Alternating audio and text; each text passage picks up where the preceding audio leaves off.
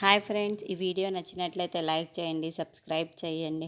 మళ్ళీ మాలిని దగ్గరికి వచ్చి, అక్క నువ్వు ఎక్కడో ఉండడానికి ఎక్కడికో వెళ్ళడానికి వీలు లేదు, మా ఇంట్లోనే ఉండాలి అని చెప్పి బలవంతంగా లాక్కొని వెళ్తూ ఉంటుంది. ఇంతలో అక్కడికి గౌతమ్ వచ్చి, అబ్బా ఎంత మంచి చూస్తున్నాను అని చెప్పేసి అంటూ ఉంటాడు. ఆ మాటలు వినగానే అక్కడున్న మళ్ళీ మాలిని వాళ్ళందరూ కూడా ఒక్కసారిగా షాక్ అయిపోయి ఉంటారు. ఇంతలో అక్కడున్న గౌతమ్ మాత్రం ఒకరేమో భర్తని ఇంట్లో నుండి పంపించారు, ఒకరేమో తల్లి దగ్గర నుండి దూరం అయిపోయి బయట తిరుగుతున్నారు కదా అని చెప్పేసి అంటూ ఉంటాడు. ఇంతలో అక్కడున్న గౌతమ్ మాత్రం మీ ఇద్దరిని చూస్తుంటే మీకు శతకోటి వందనాలు పెట్టాలనిపిస్తుంది అని చెప్పేసి చేతులు రెండు జోడించి దండం పెడుతూ ఉంటాడు. అది చూడగానే అక్కడున్న మళ్ళీ మాలిని వాళ్ళు కూడా ఒక్కసారిగా షాకింగ్గా చూస్తూ గౌతమ్ వైపుకు చూస్తూ ఉండిపోతారు. ఇంతలో అక్కడున్న గౌతమ్ మాత్రం ఈ సూన్ చూడ్డానికి మాత్రం చాలా బాగుంది. అంటే నువ్వు నన్ను బయటికి పంపించేసి మీ అక్కని ఇంట్లోనే పెట్టుకుందాం అనుకుంటున్నావా?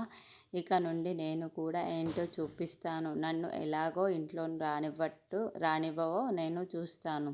నా బిడ్డను దక్కించుకొనే నేను ఇంటికి వస్తాను అని చెప్పేసి అంటాడు. ఆ మాటలు వినగానే అక్కడున్న మళ్ళీ మాత్రం ఒక్కసారిగా షాకింగ్గా చూస్తూ ఉంటుంది.